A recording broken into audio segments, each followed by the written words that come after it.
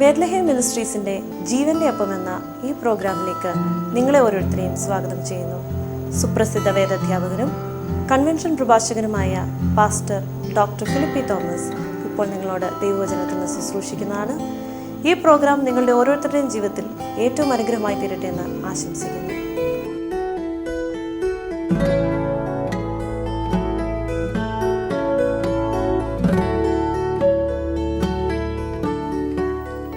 ദൈവതിരുനാമത്തിന് മഹത്വമുണ്ടാകുമാറാകട്ടെ.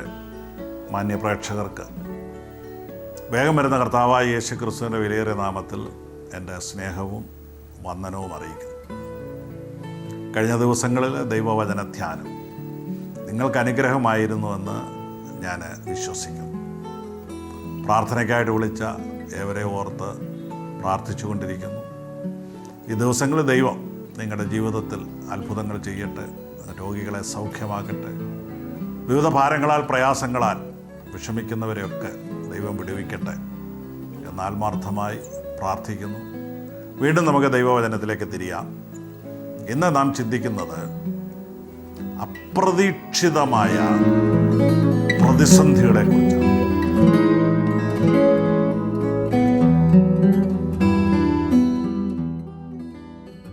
അതിനാധാരമായി ലൂക്കോസിൻ്റെ സുവിശേഷം 11-ാം അധ്യായം 5 മുതൽ 10 വരെയുള്ള നീണ്ട വേദഭാഗം ഞാൻ വായിക്കുക. പിന്നെ അവൻ അവരോട് പറഞ്ഞത്, നിങ്ങളിൽ ആർക്കെങ്കിലും ഒരു സ്നേഹിതനുണ്ട് എന്ന് ഇരിക്കട്ടെ.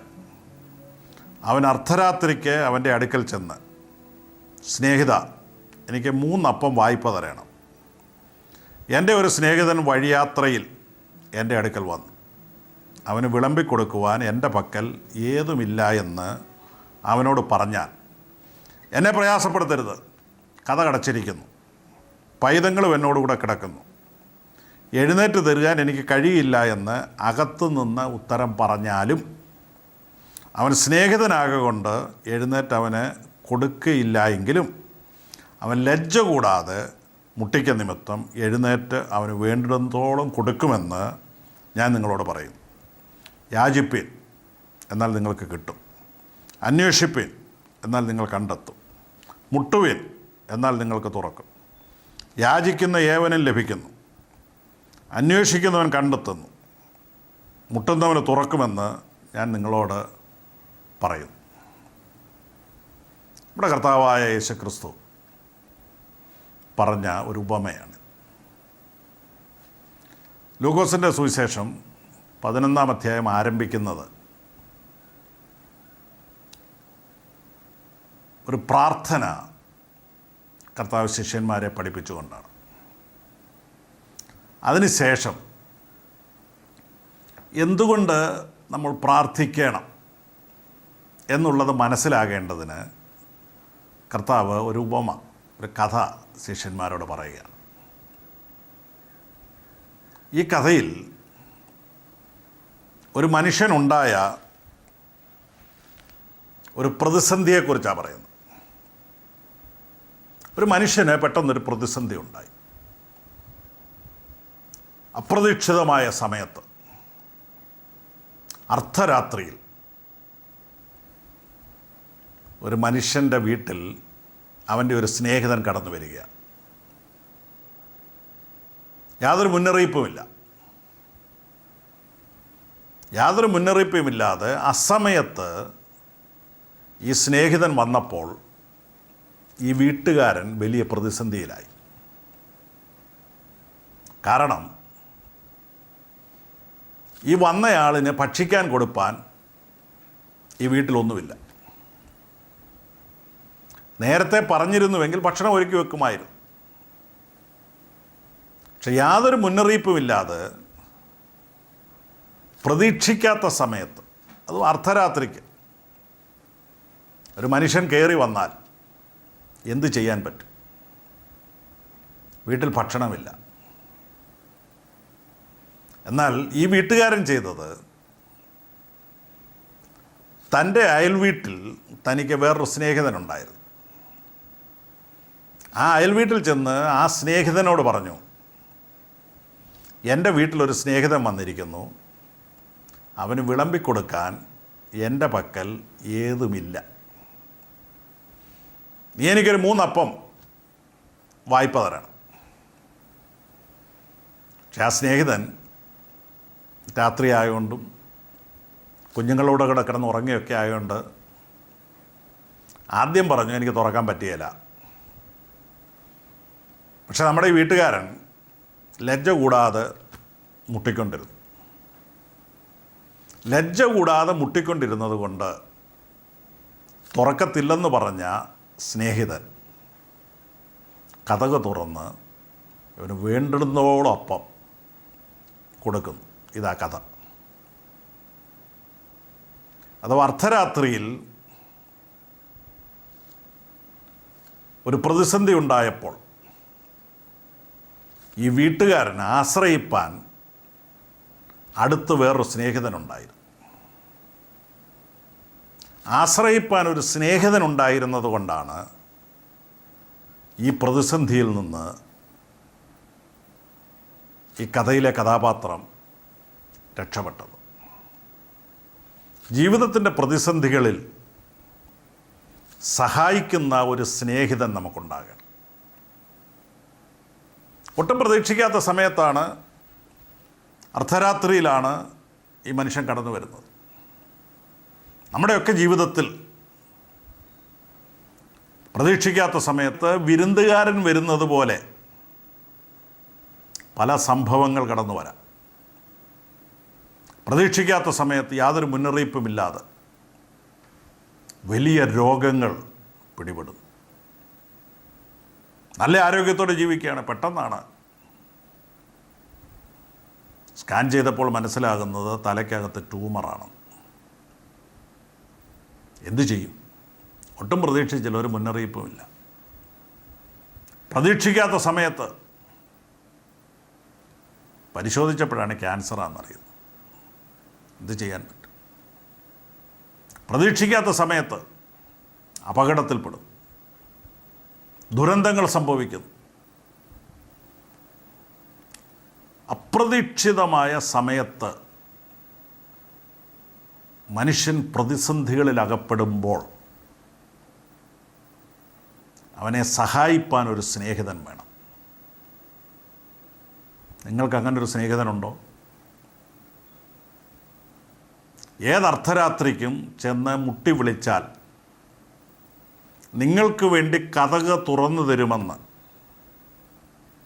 നിങ്ങൾക്കുറപ്പുള്ള ഒരു സ്നേഹിതനുണ്ടോ?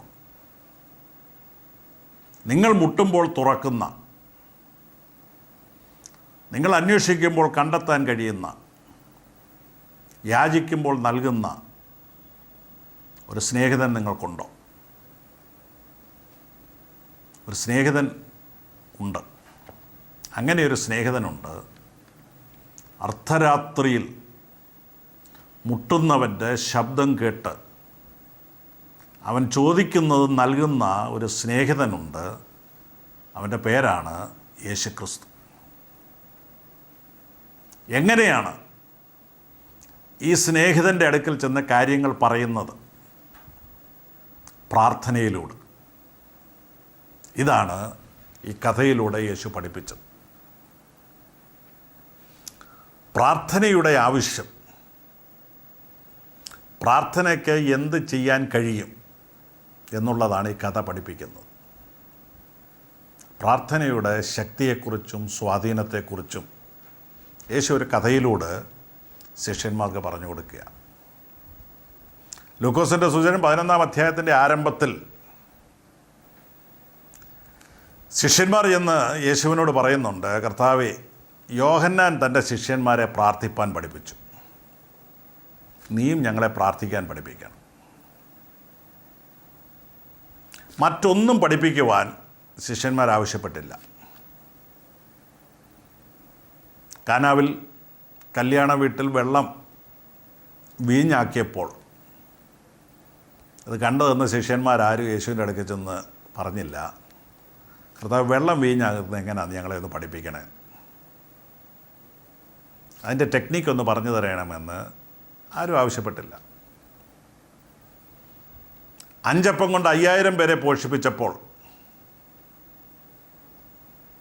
കർത്താവ് ഇതെങ്ങനെയാണ് സാധിച്ചത്, ഇത് ഞങ്ങളെ കൂടെ ഒന്ന് പഠിപ്പിക്കണേ എന്ന് അവരാരും യേശുവിനോട് പറഞ്ഞില്ല. യേശുവിൻ്റെ പ്രഭാഷണങ്ങൾ കേട്ടപ്പോൾ കർത്താവെ ഞങ്ങളെ ഇതുപോലെ പ്രസംഗിക്കാനൊന്ന് പഠിപ്പിക്കണേ എന്ന് അവരാരും ആവശ്യപ്പെട്ടില്ല. പക്ഷേ യേശു ചെയ്യുന്ന ഒരു കാര്യം മാത്രം ശിഷ്യന്മാർ യേശുവിനോട് പറഞ്ഞു, ഞങ്ങളെ കൂടെ പഠിപ്പിക്കണേ. അത് പ്രാർത്ഥനയാണ്. ശിഷ്യന്മാർ കണ്ട് പഠിച്ച ഒരു കാര്യമുണ്ട്. പകൽ മുഴുവൻ പ്രസംഗിക്കുകയും അത്ഭുതങ്ങൾ ചെയ്യുകയൊക്കെ ചെയ്യുന്ന കർത്താവ് രാത്രിയിൽ ഏകാന്തതയിലിരുന്ന് പ്രാർത്ഥിക്കുന്നത് ശിഷ്യന്മാർ കണ്ടു. അത് അവർക്ക് മനസ്സിലായി, യേശു ചെയ്യുന്ന ഈ കാര്യങ്ങളെല്ലാം ചെയ്യുന്നതിൻ്റെ പിറകിലുള്ള ശക്തി പ്രാർത്ഥനയാണ്. അപ്പോൾ ഇവർക്ക് മനസ്സിലായി, പ്രാർത്ഥിക്കാൻ പഠിച്ചാൽ ബാക്കിയെല്ലാം തന്നെ പഠിച്ചോളൂ. അതുകൊണ്ടാണ് അവർ യേശുവിനോട് പറഞ്ഞ് ഞങ്ങളെ പ്രാർത്ഥിക്കാൻ പഠിപ്പിക്കണമേ. ഒരു മാതൃകാ പ്രാർത്ഥന കർത്താവരെ പഠിപ്പിച്ചു. ജീവിതത്തിൻ്റെ എല്ലാ തലങ്ങളെയും മേഖലകളെയും സ്പർശിക്കുന്ന ഒരു മാതൃകാ പ്രാർത്ഥന കർത്താവ് അവർക്ക് പറഞ്ഞു കൊടുത്തു. നിങ്ങൾ ഇവണ്ണം പ്രാർത്ഥിപ്പീനെന്ന് അവരെ പഠിപ്പിച്ചു. അതിനുശേഷം ഒരു കഥ പറയുകയാണ്. എന്തിനാ പ്രാർത്ഥിക്കുന്നത്, പ്രാർത്ഥനയുടെ ആവശ്യം എന്തുവാ, പ്രാർത്ഥിച്ചാൽ എന്ത് കിട്ടും എന്നൊക്കെ ഇവർക്ക് മനസ്സിലാകേണ്ടതിനാണ് ഈ സ്നേഹിതൻ്റെ കഥ പറഞ്ഞത്. അതോ കർത്താവ് പറയുന്ന ഒരു കാര്യം ഇതാണ്, അപ്രതീക്ഷിതമായ സമയത്ത് ജീവിതത്തിൽ പ്രതിസന്ധികൾ ഉണ്ടാകും. മനുഷ്യൻ്റെ കണക്കുകളെല്ലാം തെറ്റുന്ന സമയമുണ്ടാകും. നമ്മുടെ വീട്ടുകാരനടുത്ത സ്നേഹിതനോട് പറയുന്ന ഒരു വാചകം ശ്രദ്ധിച്ചോ, അവന് കൊടുക്കുവാൻ എൻ്റെ പക്കൽ ഏതുമില്ല, എൻ്റെ കയ്യിൽ ഒന്നുമില്ല, എൻ്റെ കൈ ഒഴിഞ്ഞു.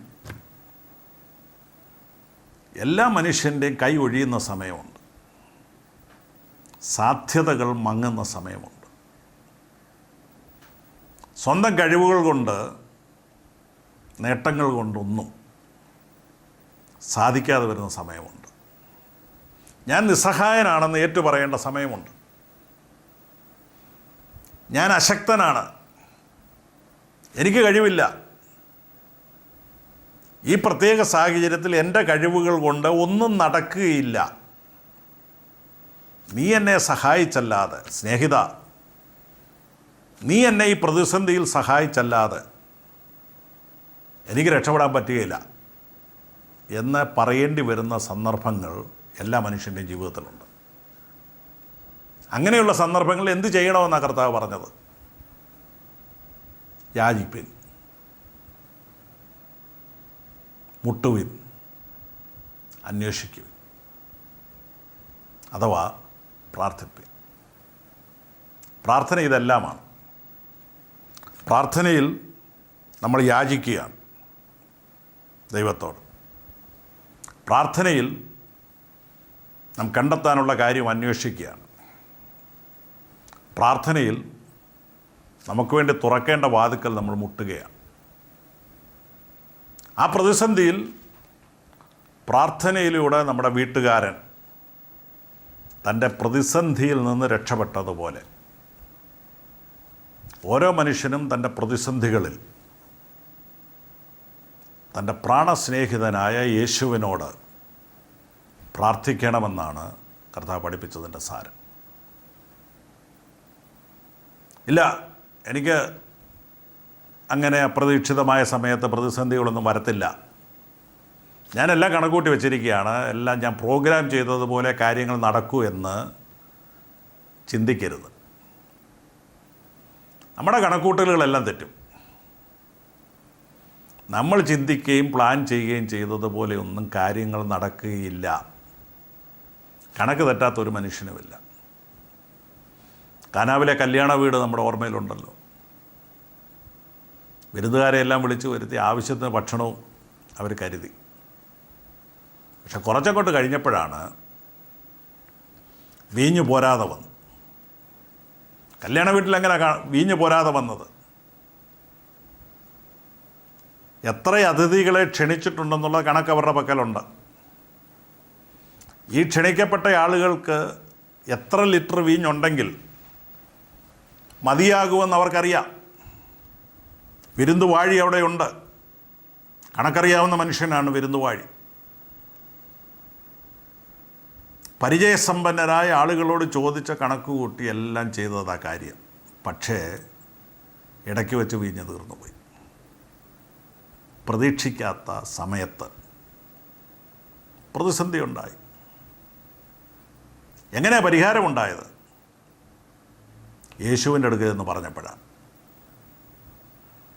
അവർ മറിയയോട് പറഞ്ഞു. പക്ഷെ മറിയ യേശുവിനോട് കാര്യം പറഞ്ഞിട്ട് ബാല്യക്കാരോട് പറഞ്ഞു, അവൻ എന്തെങ്കിലും കൽപ്പിച്ചാൽ അതുപോലെ ചെയ്തോണോ എന്ന് പറഞ്ഞു. എന്ന് പറഞ്ഞാൽ പറഞ്ഞതിൻ്റെ അർത്ഥം എനിക്കൊന്നും സഹായിക്കാൻ കഴിയില്ല, പിന്നെ സഹായിക്കാൻ കഴിയുന്നത് അവനാ. അവൻ എന്തെങ്കിലും പറഞ്ഞാൽ നിങ്ങൾ അതുപോലെ കേട്ടോണം. അവന് മാത്രമേ ഈ പ്രതിസന്ധിയിൽ നിങ്ങളെ സഹായിക്കാൻ പറ്റൂ. അത് യേശുവിന് മാത്രമേ പ്രതിസന്ധികളിൽ നമ്മളെ സഹായിക്കാൻ പറ്റൂ. എല്ലാവരും കൈയൊഴിയുന്ന സമയത്ത്, എല്ലാവരും കൈവിടുന്ന സമയത്ത്, എല്ലാവരും തങ്ങളുടെ കഴിവുകേടുകൾ സമ്മതിക്കുമ്പോൾ പ്രതിസന്ധികൾ യേശുവിനോട് അറിയിക്കുക. നിങ്ങളുടെ പ്രതിസന്ധി രോഗമായിരിക്കാം, കടഭാരമായിരിക്കാം, നിങ്ങൾ കണക്ക് കൂട്ടിയ എന്തൊക്കെയോ കണക്കുകൾ പിഴച്ചു പോയതായിരിക്കാം.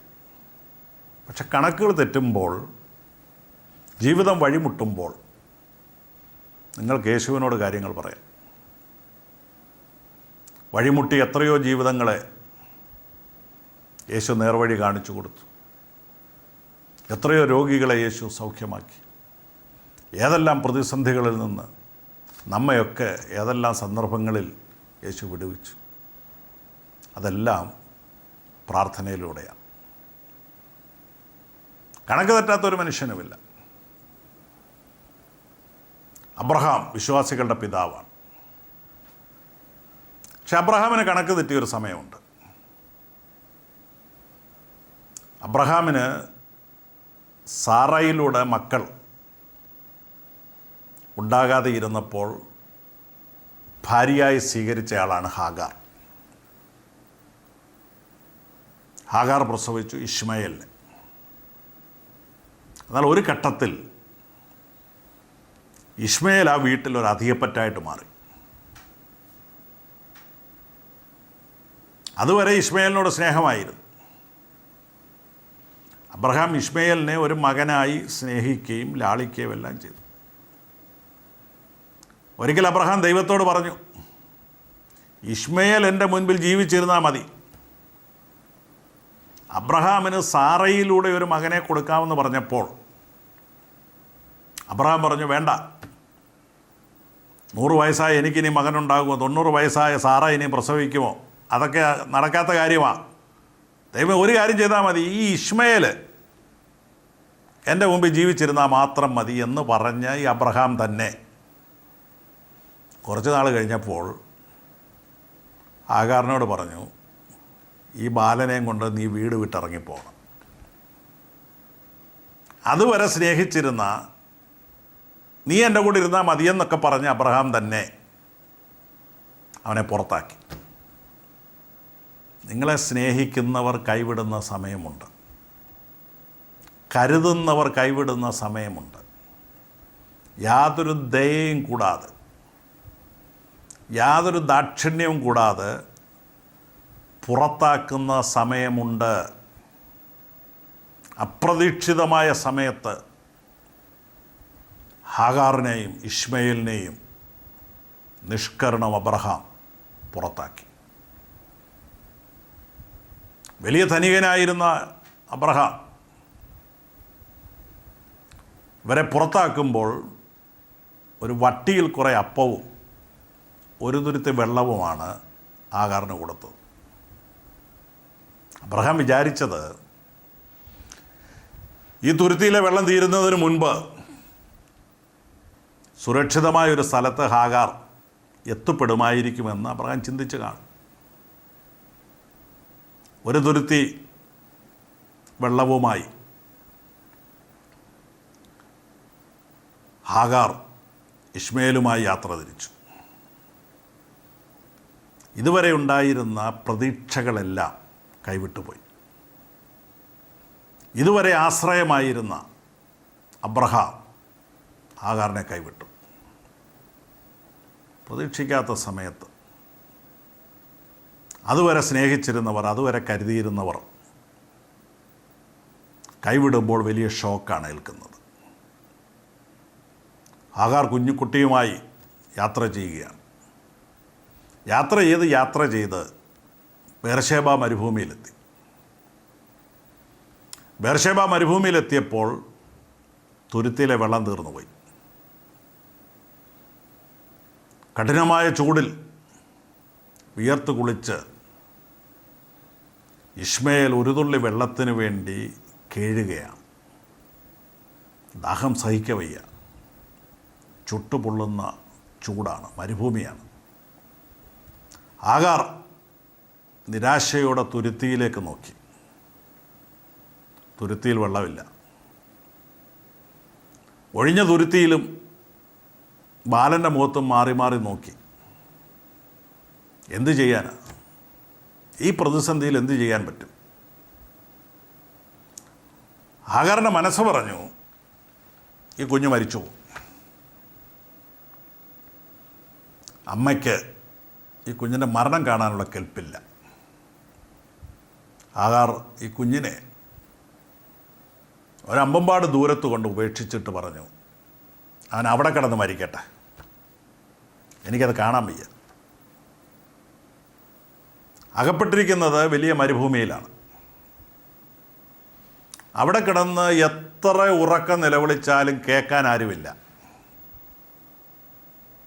സഹായം അഭ്യർത്ഥിക്കുവാൻ സഹയാത്രികരില്ല. അടുത്ത് വീടുകളില്ല ചെന്ന് മുട്ടി വിളിക്കുവാൻ. യാതൊരു വഴിയും ഹാഗാറിന് കാണാനില്ല. പക്ഷെ ഒരു കാര്യം ചെയ്തു, ഉറക്ക നിലവിളിച്ചു. ഉറക്ക നിലവിളിച്ചപ്പോൾ ദൈവത്തിൻ്റെ ദൂതൻ പ്രത്യക്ഷപ്പെട്ടിട്ട് ഹാഗാറിനോട് പറയുന്നു, ഹാഗാറെ ഭയപ്പെടണ്ട, ഹാഗാറെ ഭയപ്പെടണ്ട എന്ന് പറഞ്ഞാൽ നീ ഭയപ്പെടുന്ന കാര്യം സംഭവിക്കുകയില്ല. ഇന്ന് പകൽ ദൂത ഏറ്റെടുത്തു. നീ ഭയപ്പെടുന്ന കാര്യം സംഭവിക്കുകയില്ല. ബാലൻ്റെ മരണമാണ് നീ പ്രതീക്ഷിക്കുന്നത്. പക്ഷേ ദൂതൻ പറയുന്നു, നിന്നെ പേടിപ്പിക്കുന്ന ആ സംഭവം നടക്കുകയില്ല.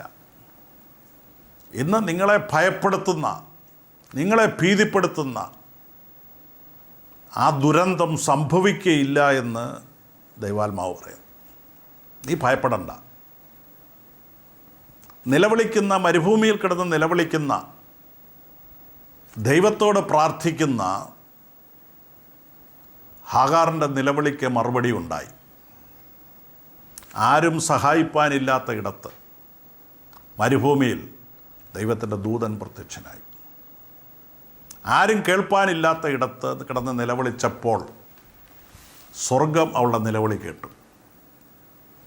ആരും കാണാനില്ലാത്ത ഇടത്ത് നിലവിളിച്ചപ്പോൾ സ്വർഗത്തിൽ നിന്ന് ദൈവം അവളെ കണ്ടു. നിങ്ങളെ കേൾക്കാൻ ആരുമില്ലായിരിക്കാം, കാണാൻ ആരുമില്ലായിരിക്കാം, സഹായിപ്പാൻ ആരുമില്ലായിരിക്കാം ദൃഷ്ടിപഥത്തിൽ. പക്ഷേ നിങ്ങളെ കാണുന്ന കണ്ണുകളുണ്ട്, നിങ്ങളെ കേൾക്കുന്ന ചെവിയുണ്ട്, നിങ്ങളെ സഹായിക്കുന്ന ഒരു ദൈവമുണ്ട്.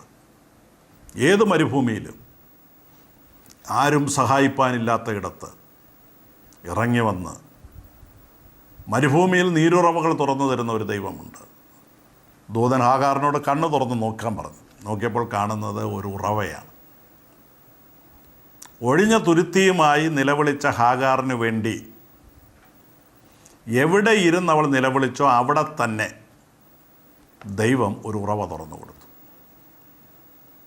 പ്രാർത്ഥിക്കുന്ന ദൈവ പൈതലിന് വേണ്ടി ഏത് മരുഭൂമിയിലും ഉറവ തുറക്കാൻ ദൈവത്തിന് കഴിയും.